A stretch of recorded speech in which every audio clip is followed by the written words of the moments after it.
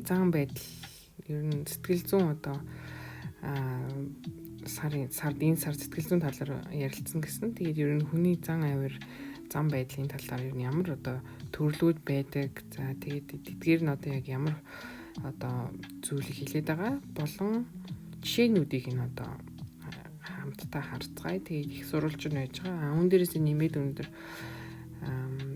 ер нь ийм хүнд байдаг хор хүнэлт зан болон одоо тэдгээрээс гардаг одоо үйлдэлүүд нь ямар зүйл байд юм бэ гэдгийг хамтдаа харцгаая гэж бодлоо.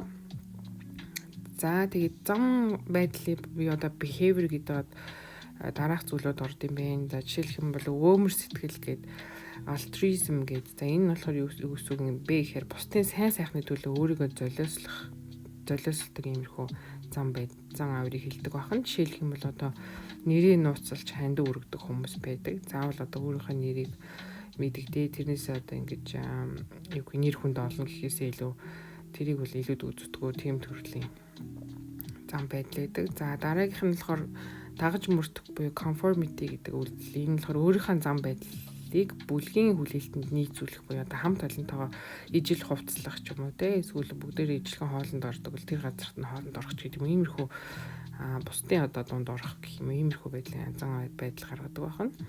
Дуулууртай байдал гэж байдаг. Obedience гэдэг. За эрх мэдэл бүхэн хүний зан авирыг дагаж дуурайх. Энд болохоор жишээд нь болохоор зэрэгт бол команд биелүүлэх гэж байдаг бахан. Түрэмгийлэл гэж байдаг. Бусдад үгээр эсвэл бие махбодын хор хохирол учруулах. Тэгээ зам дээрх ууртай үйлдэл дээрлэх. За тэгээд төгжрөл тул ихээхэн харагддаг. Өрөвдөх сэтгэл буюу empathy гэж ярьдаг. Бусдын сэтгэлийг мэдэрч хуваалцах одоо үйлдэл байдаг. За гашуудж байгаа нэгнийгээ тайлбарлах. За хойш тавих буюу procrastination гэх бид нар энэ дээр бас тусдаа нэг юун дээр бичлэг дээр ярилцсан ажлыг ер нь хойш тавих нь юу гэсэн юм бэ гэд. За энэ болохоор чухал ажлын үр дагаврыг мэдсээр байгаа юм хойш нь тавих. За жишээлх юм бол шалгалтанд одоо сурах ажлыг сүүлийн мөч хүртэл нь ингэж хойшлуулдаг. Одоо гэрийн даалгаврыг хойшлуулад байдаг ч юм уу те. Хичээл шалгалтандаа бэлтгэе хойшлуулад байдаг. За сониуч зан гэж байдаг. Curiosity, за шинэ мэдээлэл туршлага одоо сурж мэдхийг эрмэлздэг ийм төрлийн зан авир байдаг. За шинэ соёл, хобби судлах байж болно. Laziness буюу залхуурал хамгийн бага хүчин чармайлт гаргах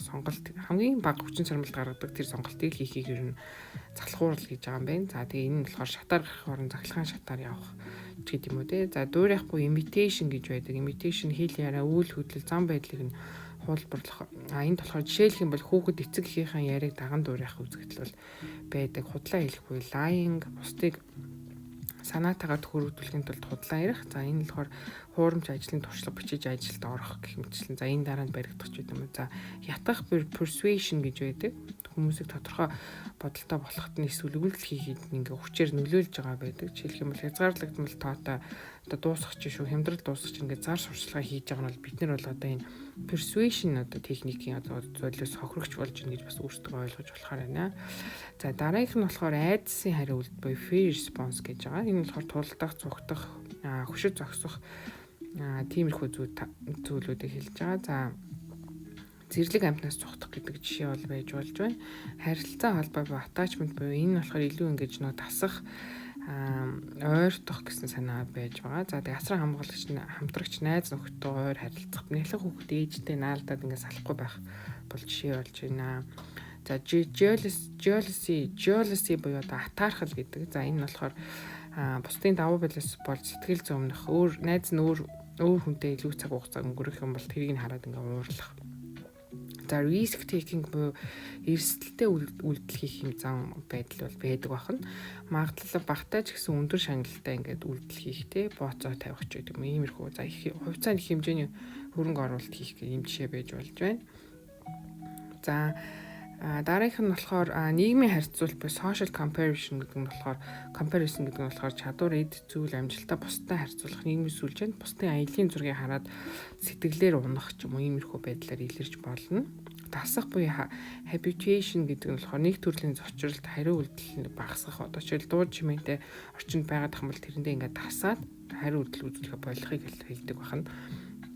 За сурсны мухартал буюу learned helplessness гэдэг.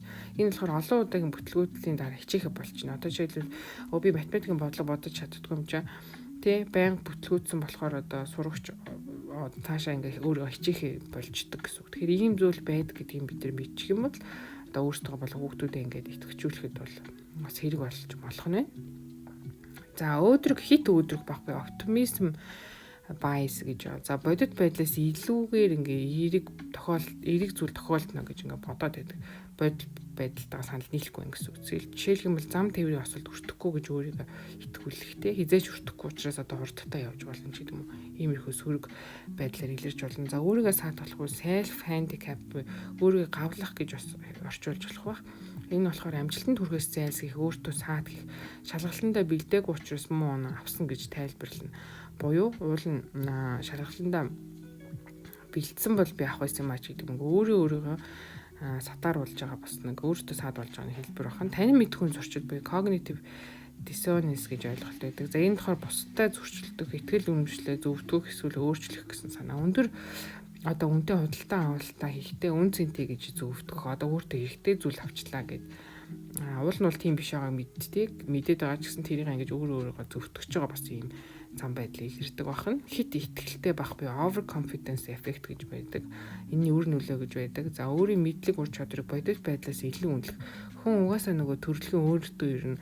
Өөрийгөө байгаагаас илүү үнэлэх гэдэг гэсэн. За тэгэхээр энд бол бүр юм хит ихтгэлтэй байдаг эффект гэж байдаг бахан. Жишээлх юм бол хөрөнгийн зах зээлийг амархан давна гэж итгэх ч гэдэм үү. За эдгээр нь бол бүгдээр ингээд ардаа бол их сурвалжтай байгаа. За одоо хамгийн одоо сонирхолтой гэж бодож байгаа хэсэг буюу хүнд ер нь ямар хор хөнөөлтөй үйлдэлүүд байд юм бэ? Айгүй олон үйлдэл зам байдал байгаа юм. Тэр дотроос бол одоо бидний сайн мэдхээр бол гэмт хэрэг, хүчирхийлэл, зайлм их, хар тамхины хамаарал, архины хамаарал, хууль бус ашиг хонцой хайх, ажил дээрлэх байдал үзүүлэх. За тэгээд долоод нь болохоор олон нийтийн гүтгэлэг доромжлол, өс хонцон хорслох, худлах, мэдээлэл таарах, ялгуурлан гадуурхах, өөрийгөө сүйдэх зам байдал бүр self destructive behavior гэж байдаг.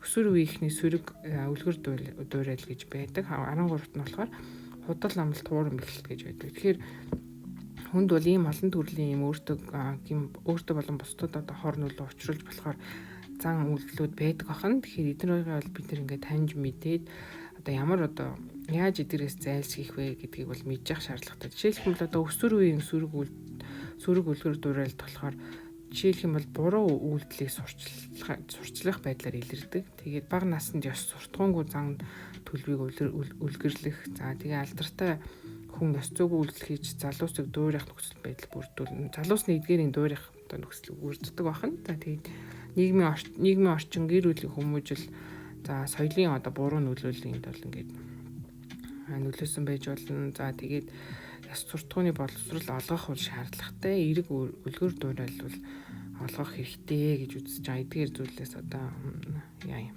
сэргийлье гэх юм бол за өөрийгөө сүйдэх зам байдал нь сонирхолтой гэж магадгүй. Энэ болохоор яаж илэрдэг гэхээр өөртөө хор хөнөөлтөй үйлдэлүүд хийхээр илэрдэг. Хор зуршилтай байх, эрүүл мэндийн үйл хайхрах ч юм уу тий. Жишээлх юм бол одоо өсвөлөнгөө төвчих, сэтгэл готролтой үедээ эрүүл бус шийдвэр гаргах ч юм уу тий. За эдгээрээс яаж бид нэр өөртөө хамгаалах хэрэгтэй юм бэ гэхээр сэтгэл зүйн асуудал, стресс өөрийгөө үнэлэх үнэлэмж багтай байдаг учраас ер нь сэтгцэн эрүүл мэндийн үйлчлэгийг авч ингэж өөрийгөө тийм сайжруулах дэмжлэг ингээ авахыг бол дэмжих шаардлагатай байдаг нэ. За эдгээр ийм сонирхолтой одоо хүний зан авиртай холбогдлолтой одоо хэлбэрүүд болон одоо яаж илэрдэг талаар хуваалцъя гэж бодлоо. За тэгээд сэтгэл зүйн одоо сартай холбогдлолтой дараагийн сонирхолтой ном дээр бүгдээрээ уулзцгаая. Баярлалаа.